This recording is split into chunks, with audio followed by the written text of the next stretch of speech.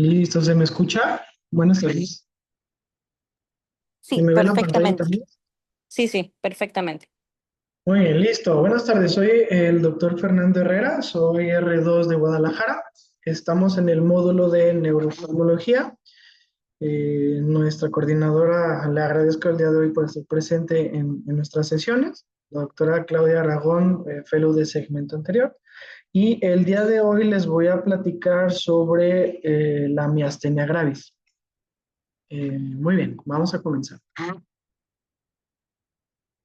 Listo. Primero que nada, ¿qué es la miastenia gravis? Pues bueno, es una enfermedad autoinmunitaria que afecta a nivel de la unión neuromuscular, ¿sale? Esto es generado por una lesión y destrucción de los receptores de acetilcolina a nivel del músculo estriado, ¿sale?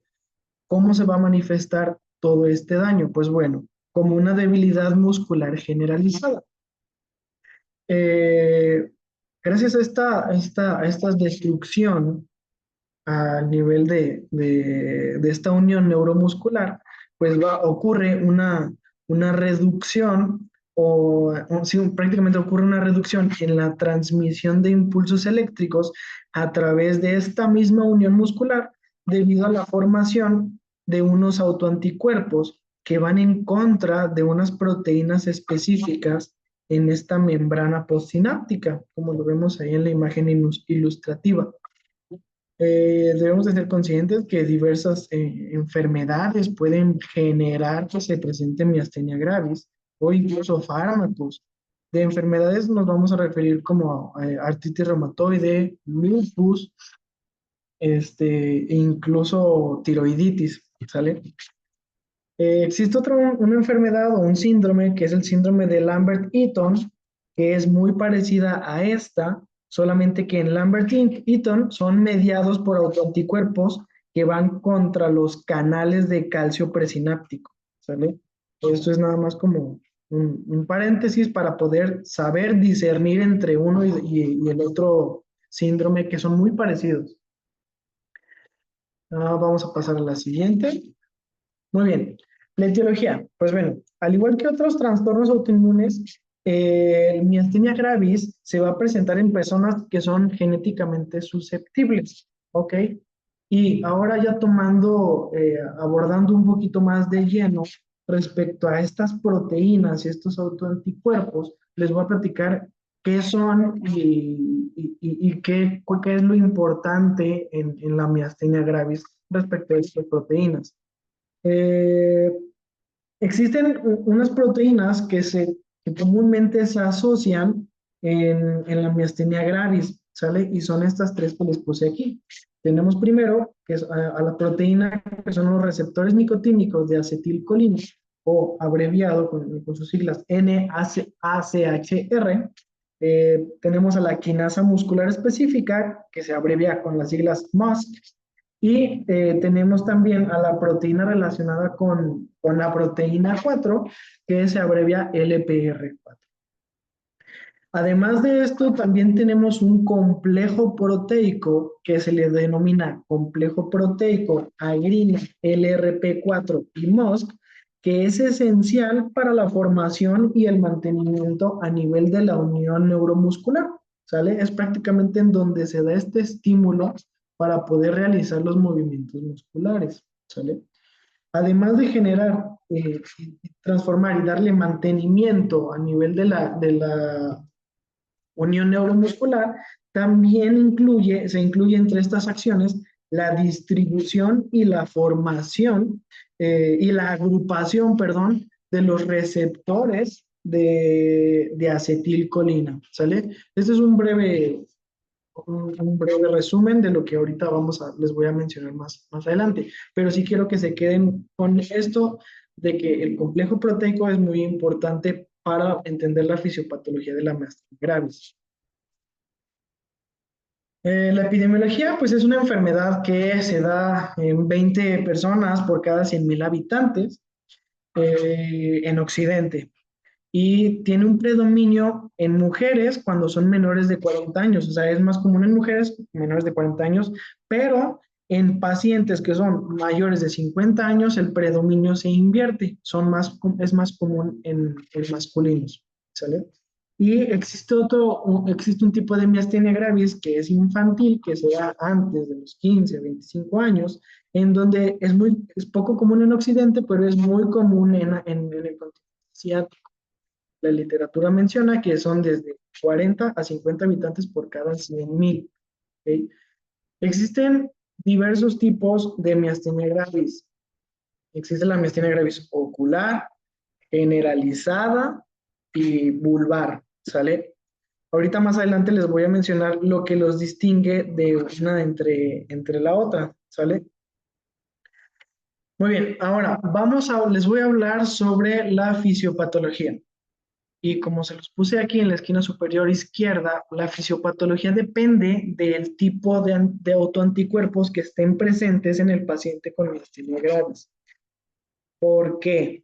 Bueno, eh, la miastenia gravis que encontremos en el paciente con autoanticuerpos que vayan enfocados hacia los receptores nicotínicos de acetilcolina, vamos a detectar que en la fisiopatología de esta miastenia es que van a haber inmunoglobulinas, unas inmunoglobulinas específicas, que es inmunoglobulina IgG1 y la inmunoglobulina IgG3, que se van a terminar uniendo al receptor a los receptores nicotínicos de acetilcolina. Para que exista un estímulo, la acetilcolina liberada a nivel de la unión neuromuscular se tiene que unir con estos receptores para poderle darle así, para poder activar el potencial de acción de la membrana y poder generar el estímulo, ¿ok? Entonces, teniendo en cuenta esto, estos autoanticuerpos se terminan pegando, estos autoanticuerpos que son inmunoglobulinas, que son estas que les digo, IgG1 e IgG3, se terminan pegando al receptor, a estos receptores nicotínicos de acetilcolina, a nivel de esta membrana postsináptica, ¿ok? Una vez que se pegan, estos autoanticuerpos activan al sistema de complemento, que el sistema de complemento es una red de proteínas también que ayudan al sistema inmune a ser un poquito más eficiente en esta reacción inmunitaria. Entonces terminan hablándole prácticamente al sistema de complemento, y este sistema de complemento a nivel de la unión entre el receptor y la inmunoglobulina genera un complejo de ataque a la membrana, ¿sale? Este complejo de ataque a la membrana se le llama MAC. Este MAC, cuando está pegado a este receptor, lo que genera es una degradación de este receptor de acetilcolina, ¿ok?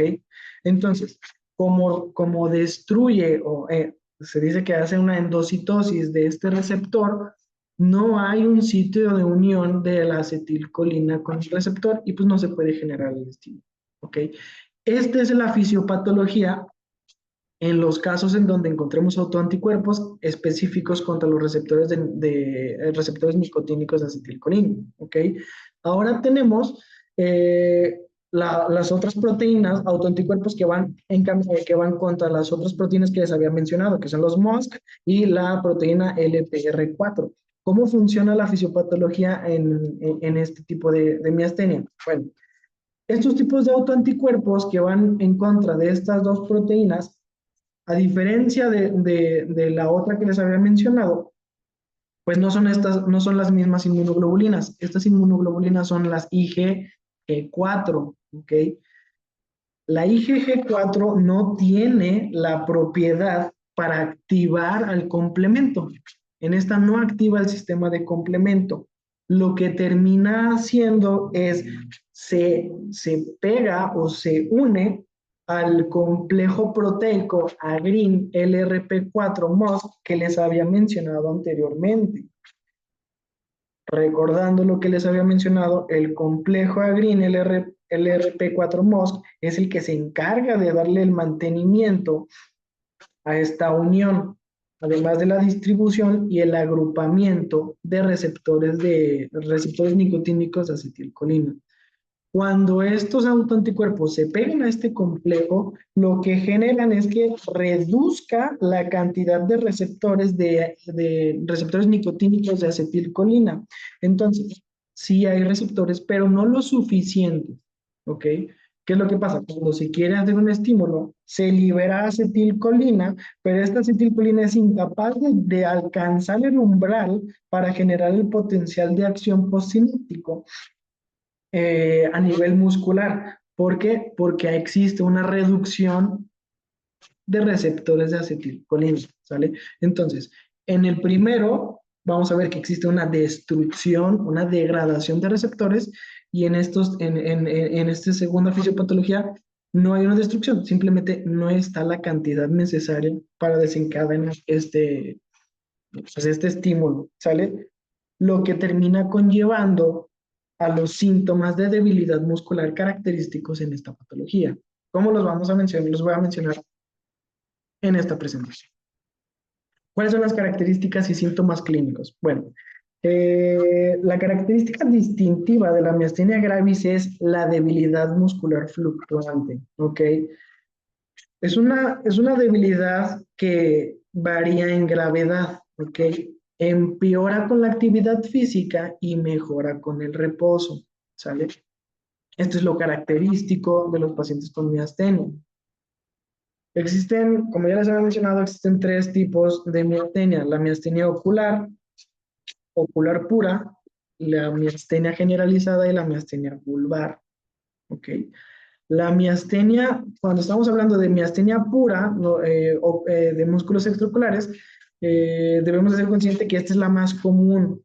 Y en nuestra consulta, alrededor del 85% de los pacientes se van a presentar por síntomas a nivel oculares. ¿Cuáles son estos síntomas? Presentan diplopia y tosis, o ambas, ¿sale? Puede ser uno u otro, o las dos al mismo tiempo. La diplopia generalmente lo refiere en la literatura que es una diplopia vertical. Cuando el paciente quiere levantar la mirada se genera esta diplopia. ¿Por qué? Por el debilitamiento de estos músculos agonistas y antagonistas que son de estos músculos extraoculares.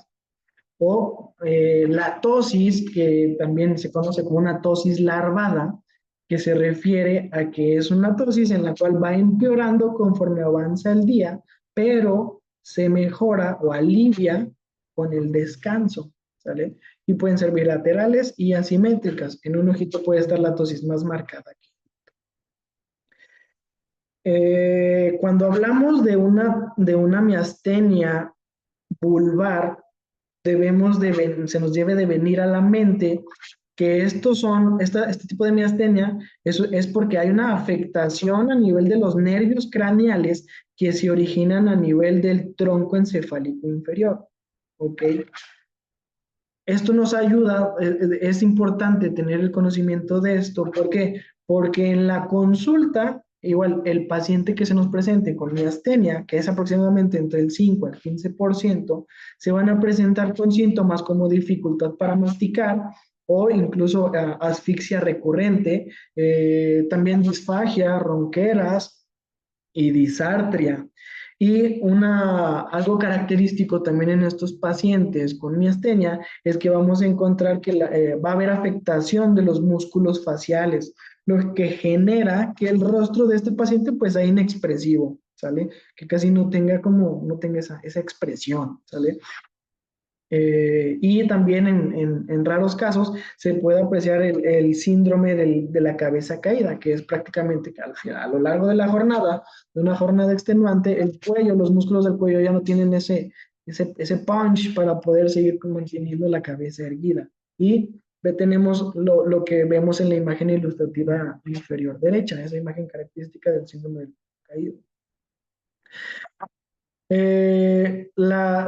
La, cuando ya estamos hablando de unas crisis miasténicas, estamos hablando que ya estamos frente a un paciente que tiene una miastenia generalizada.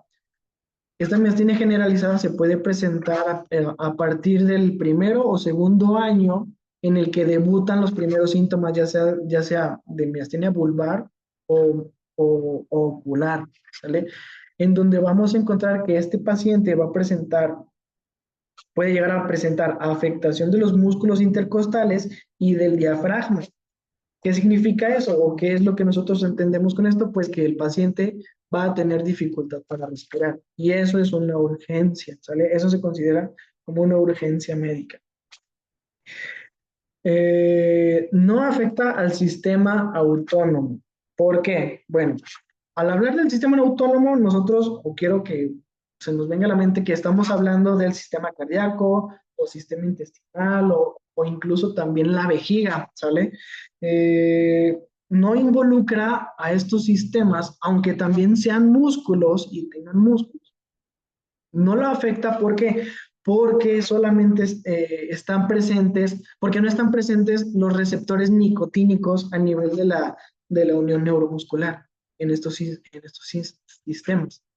¿Vale? Por eso no hay afectación a nivel cardíaco, si no sería otro cuento esta enfermedad sería mortal prácticamente.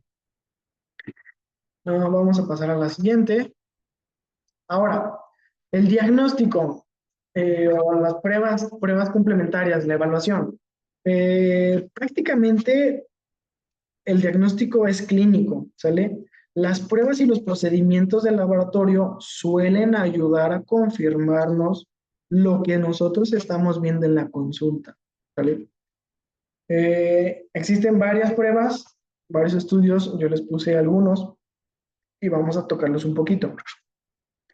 Los análisis de autoanticuerpos o pruebas serológicas, donde se van a realizar tres más específicamente, en donde el primero se van a hacer las pruebas serológicas específicos contra anticuerpos, contra los receptores de antiacetilcolina, ¿ok?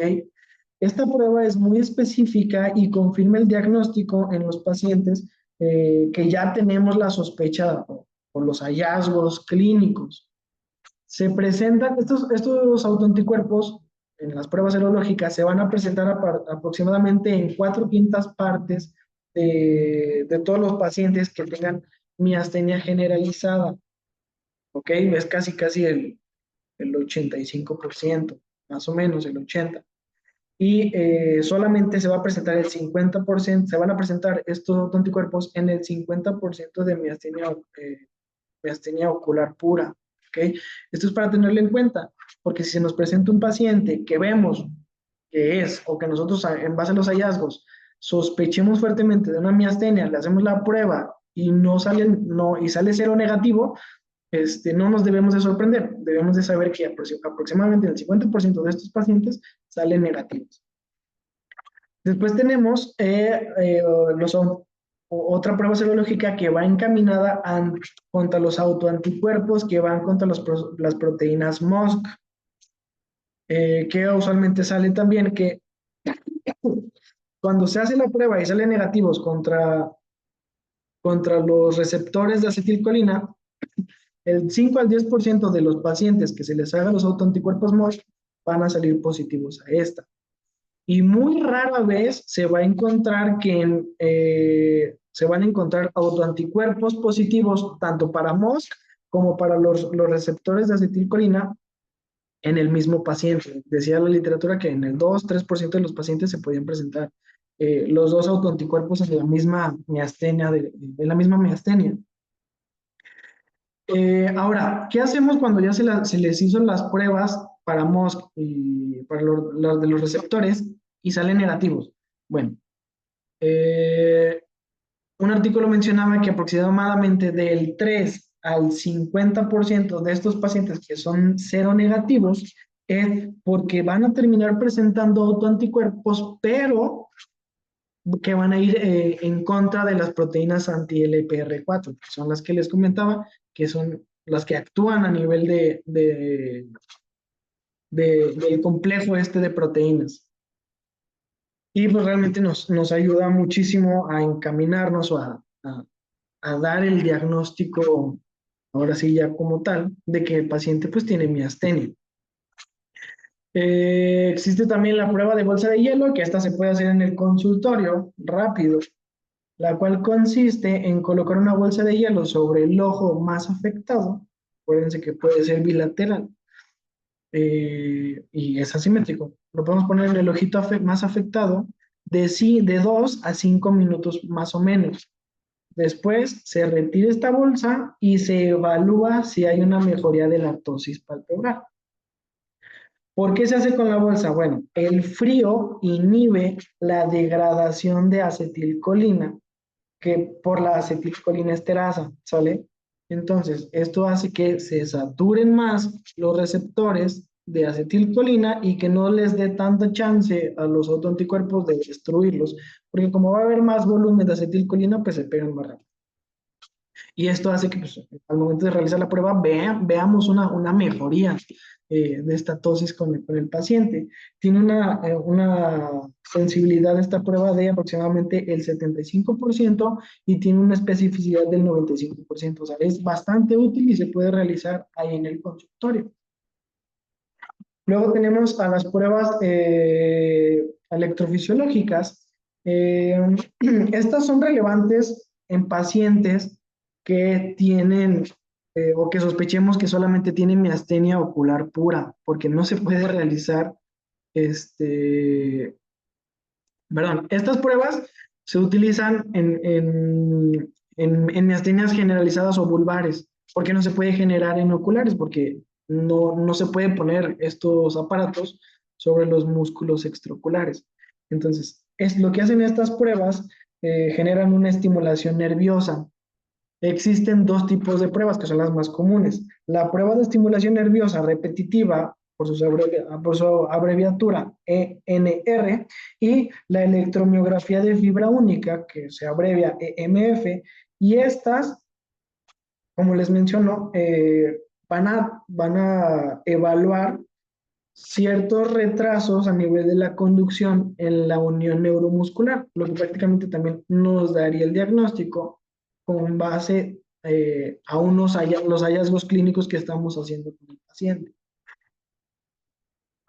Y por otro lado también tenemos a la prueba de hidrofonio. Esta casi no se hace porque tiene riesgo, o sea, el libro menciona que si la vas a hacer tienes que tener ahí tu carrito de rescate porque puede caer en paro el paciente por ser muy reactivos al hidrofonio. Eh, pero es muy útil, sí funciona bastante. ¿Qué es el hidrofonio? Bueno, el hidrofonio es un inhibidor de la acetilcolinesterasa. Es de acción corta, ¿no? Tiene una duración aproximadamente de 5 minutos.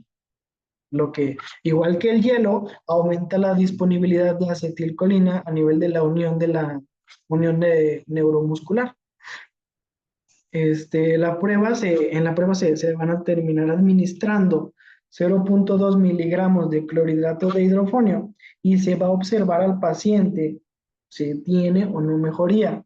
Para valorar si tiene o no mejoría, antes de realizar la prueba tenemos que haber tomado mediciones palpebrales para ver cuánto es lo que mejora o realmente si mejora o no mejora. Tiene una sensibilidad de aproximadamente el 71 al 95%. Y listo, pasamos al tratamiento. Ahora, el tratamiento, como siempre, vamos a empezar desde lo más simple hasta lo más complicado. Lo más simple, pues van a ser inhibidores de la enzima colinesterasa y agentes inmunosupresores. Eso es con lo que nosotros siempre vamos a comenzar. Cuando tengamos a nuestro paciente en la consulta, debemos empezar siempre con estos inhibidores, como por ejemplo el bromuro de piridostigmina. También antes se utilizaba mucho la neostigmina, pero se vio que la piridostigmina es mejor porque tiene un mayor tiempo de duración. Entonces, siempre empezamos con la piridostigmina.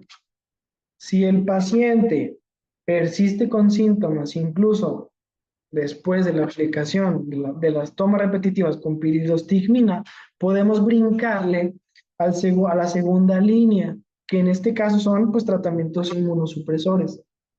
Y entre esta segunda línea tenemos también de primera, segunda y tercera línea.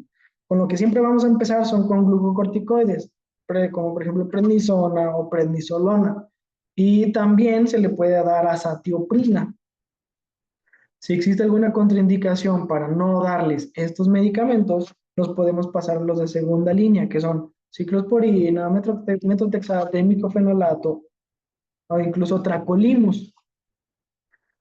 Si no tiene buena respuesta a estas primera y segunda línea de tratamiento, ya nos podemos brincar a los anticuerpos monoclonales.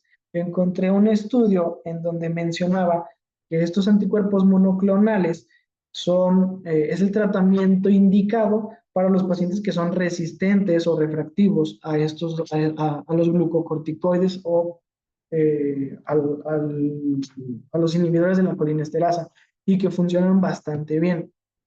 ¿Cuáles son estos anticuerpos monoclonales? Pues el rituximab o eculizumab, perdón. Eh, Tenemos también el tratamiento de las inmunoglobulinas y plasmaféresis. Estos son los que se utilizan para crisis miasténicas. ¿Por qué? Porque son de acción rapidísima, son de inicio muy rápido. Una consecuencia negativa es que así como inician muy rápido, también el efecto de duración es muy corto. Por eso solamente se utilizan cuando tengamos un paciente con crisis miasténicas, en donde el paciente pues no está respirando, no puede respirar y se nos puede ir. También tenemos otra línea de tratamientos que ese la verdad no se los puse, pero habla sobre la timectomía. Aproximadamente en el 30% de los pacientes que tienen miastenia van a tener un timoma, ¿ok? Y el 15% de los pacientes que tienen un timoma también terminan generando miastenia gravis. Entonces, para esto, una línea de tratamiento decía que había dos tipos de indicaciones en estos casos con pacientes con timoma. El primero era que si nosotros tenemos un paciente que es cero negativo a los tres tipos de anticuerpos que ya les mencioné antes, se debería de realizar una timectomía. Esa es la primera indicación. Y la segunda es cuando existen cuando existía cualquier tipo de autoanticuerpo en el paciente y tenemos hallazgos o evidencias clínicas de un timoma. Una de las pruebas que también se me pasó a mencionarles es que podemos pedirle al paciente o debemos de pedirle al paciente alguna resonancia o algún ataque de tórax para encontrar o tener un hallazgo de algún timoma, por lo que les había mencionado que se relaciona con la miastenia gravis. Y esto es el tratamiento de la miastenia. Por último, el pronóstico. La esperanza de vida de estos pacientes es normal. ¿Vale? Ya está casi normal. Todo esto gracias a las nuevas modalidades de los tratamientos de los tratamientos actuales, como por ejemplo los inmunomoduladores, los anticuerpos monoclonales, perdón. La tasa de mortalidad de ahorita es del 4.4% y esto es en personas que realmente no toman nada de medicamento. ¿Por qué les menciono esto? Porque, bueno, hace 50, 100 años, 50 o 100 años, los pacientes que tienen miastenia, su tasa de mortalidad era del 50 al 80%, todo esto debido a las crisis miasténicas. Y me parece que ya es todo. No sé si tienen alguna duda, pregunta, solamente el tema de miastenia. Traté de abarcar y ser lo más conciso para que ustedes lo entendieran al 100%. Si tienen alguna duda o pregunta, aquí estoy. Hablen ahora o callen para Ok. siempre. Hola, doctor. Excelente clase. Vamos a hacer un resumen de todas las clases, ¿verdad? Porque sí veo que son temas un poco extensos. Vamos a empezar con lo de nistagmo congénito, ¿verdad? ¿Qué es lo que tenemos que tomar en cuenta acá? Hay que destacar, ¿verdad? Que aparece antes de los 6 meses, que suele ser horizontal y que no va a presentar lo que serían las oscilopsias, que el doctor Homero, pues, lo manifestó ahí en su presentación, que esto quiere decir que se perciben los movimientos, ¿verdad? De los objetos por el paciente. Y este se va a diferenciar de las adquiridas por esa razón, ¿verdad? Porque las oscilopsias se presentan en las adquiridas y no en las congénitas, ¿verdad? Suelen tener lo que es un movimiento pendular, es decir, que va a ser igual lo que es la velocidad en ambos sentidos. Y además de eso puede haber lo que son sacudidas. Es, como decía Homero, ¿verdad? Una fase lenta y una fase rápida. Y lo que serían las causas que están mayormente documentadas, está el albinismo, la aniridia, las ametropías altas, lo que serían las cataratas congénitas e incluso hasta un leucoma puede ocasionarlo, ¿verdad? Y enfermedades retinianas. Bueno, con esto también lo que sería el tratamiento va a ir orientado según la causa, ¿verdad? No va a causar lo que sería ceguera, más sin embargo va a reducir significativamente lo que es la agudeza visual, ¿verdad? Ahora bien, la clase de miastenia, pues la tenemos un poquito más fresca porque la acabamos de ver. Acá hay que tener en cuenta bien lo que serían las manifestaciones clínicas, ¿verdad? Como ya mencionábamos, la tosis que puede ser unilateral o bilateral, la diplopia que es fluctuante y que se va a caracterizar por ser vertical, que esto pues es un dato que puede ser orientativo al momento de un caso clínico. Las pupilas siempre van a estar normales, a diferencia de una lesión en el tercer par craneal, ¿verdad? Y los signos, que esos también los tenemos que tener pues un poco en mente, ¿verdad? Como sería el signo del párpado fatigable, lo que es el signo de Cogan, ¿verdad? Y el signo del hielo, que ya lo mencionábamos. Y el tratamiento, pues ya está de más repetirlo, que serían pues los inhibidores de acetilcolinesterasa y los inmunomoduladores, que lo mencionábamos recientemente. Ya con el tema que fue un poco más complejo, que ayer no tuvieron como la oportunidad de conectarse, sobre lo que serían las anormalidades pupilares. Ya sabemos de que estas, ¿verdad? Van a ser trastornos a nivel de la pupila que pueden ser causadas a través de una alteración en lo que es la vía simpática, que sería una afectación meramente en la pupila, donde se va a dar lo que es una dilatación de esta, ¿verdad? Ya en el caso de la parasimpática es una constricción, ¿verdad? La sinergia de ambos va a hacer de que pues funcione de una manera normal lo que es la pupila. Acá vamos a tener varios síndromes, como mencionábamos el síndrome de Horner el día de ayer, ¿verdad? Lo que sería la parálisis del tercer par craneal. Y en todos estos hay que tener en cuenta lo que serían los signos y síntomas, ¿verdad? Y además de esto teníamos también lo que era la pupila tónica de Adio. Inclusive también se manifestaba lo que era la pupila que no reacciona a la luz, ¿verdad? Que en este caso se menciona mucho lo que es la pupila de Argyll-Robertson. Y como unos tips acá, ¿verdad? En el caso que tengamos una pupila dilatada no reactiva, hay que pensar en una lesión compresiva del tercer par. Esto puede ser causado por un aneurisma. Eh, bueno, si tenemos también una pupila pequeña con tosis más anhidrosis, hay que sospechar el síndrome de Horner. Esto es con base, ¿verdad?, a la clase del día de ayer. Pupilas ya grandes que responden lentamente a lo que sería, ¿verdad?, lo que es la estimulación luminosa. Aquí vamos a pensar en una pupila de Ading, ¿eh? Un enfoque en este síndrome.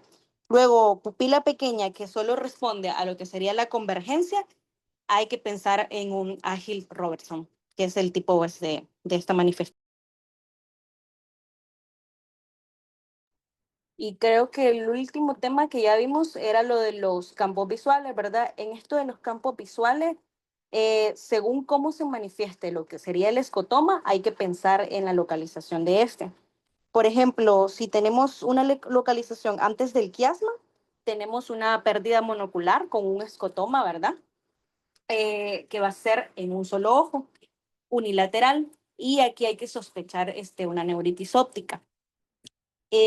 Otro ejemplo podría ser si la localización es meramente en el quiasma, va a ser bitemporal y la pérdida es lateral. Y acá pues sí hay que pensar en tumores, por ejemplo, un adenoma hipoficiario. En el caso que fuera retroquiasmática ya va a ser diferente todo, ¿verdad? Si es retroquiasmática a nivel parietal, la pérdida va a ser homónima. ¿Me escuchan? No sé, de repente sentí como que se fue lo que es el internet. Acá también está lloviendo. Entonces, pues retroquiasmática sería homónima contralateral, ¿verdad? Y cursa con una cuadratanopsia inferior, en el caso que sea parietal, ¿verdad? Y siempre pues ir pensando en lesiones a nivel parietal. Si se da el caso que es retroquiasmática temporal, sería homónima contralateral. Y pues aquí es una cuadratanopsia superior, ¿verdad? Y aquí se menciona en la literatura lo que es las lesiones a nivel de la asa de Meyer o también llamado genículo calcáreo, ¿verdad? Y ya, si es occipital, es una pérdida pues ya homónima contralateral, pero en este se suele respetar lo que sería la mácula. Entonces, la visión central va a estar conservada y aquí pues hay que sospechar un infarto de la arteria cerebral posterior. Esto más que todo es con el fin de hacer un breve resumen, qué es lo que tienen como que indagar o investigar un poquito más, que se les quede de la clínica, ¿verdad? Para el momento pues de lo que son las evaluaciones. Y felicitarlos porque las clases pues realmente completas, sé que se esforzaron bastante porque pues son temas que son un poco extensos.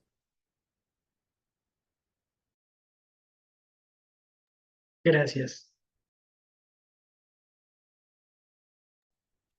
Bueno, si no tienen preguntas o dudas, ¿verdad? Pues los invito ahí que repasen eso y nos estaríamos viendo el día de mañana con las siguientes clases. Gracias, doctora. Buen día, saludos. Buen Gracias. día, saludos.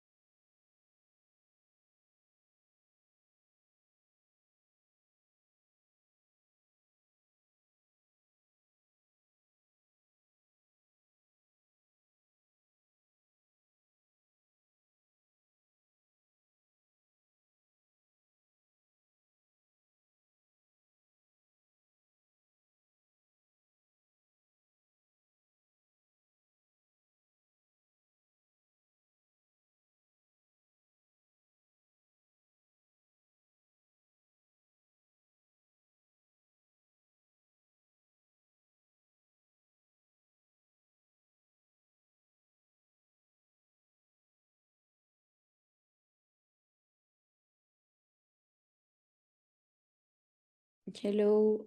¿Me escuchas, Edgar? Afirmativo.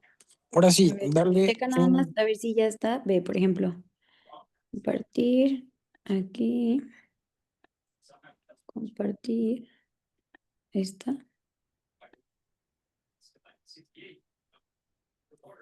Listo. ¿Se ven mis notas? No, a ver, dale. Listo. Es que lo vi en YouTube y quería asegurarme. O sea, aquí ya vi que lo tengo que tener literal como ya puesto, como modo moderador. Ya nada más me meto a esa y le Ajá. pico modo moderador, ¿verdad? Ujú. A ver, ahorita estás viendo tus notas. Sí. ¿Tú? A ver, no, a ver, dale la siguiente diapo.